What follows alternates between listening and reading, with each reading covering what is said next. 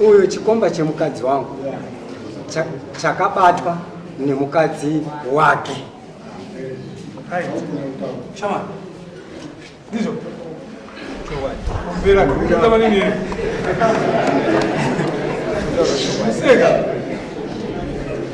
Usega. Mais dizo je. Ah, olha mais web. Mais web.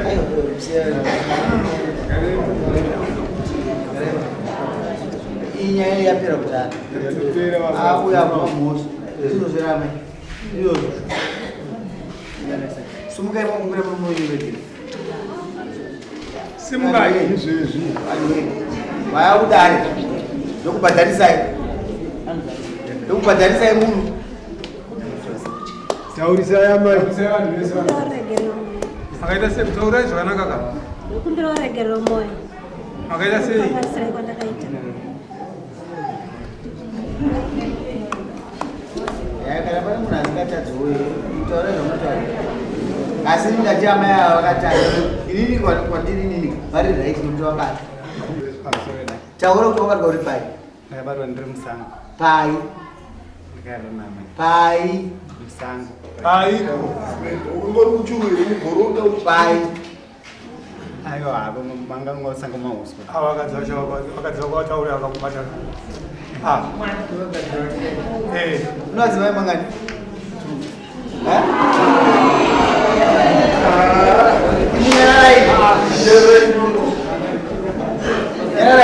Mapurisa, inamwambia mkati.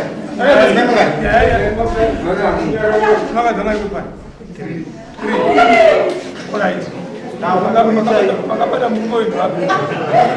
Yara munzwe kada Akapata mumoyo hapo.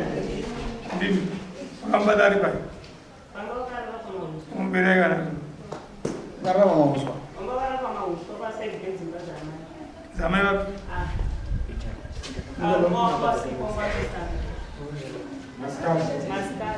Maskat.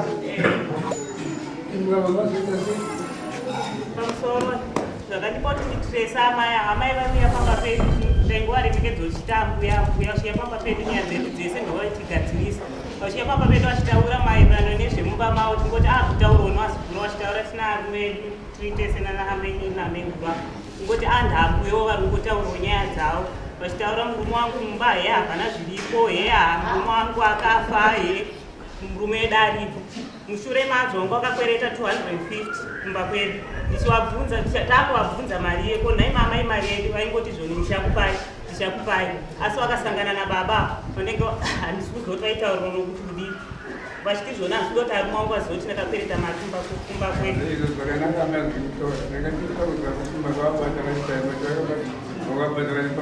ndakazotresa ndakaona matambiro acho yavaita kuti ndizovatresa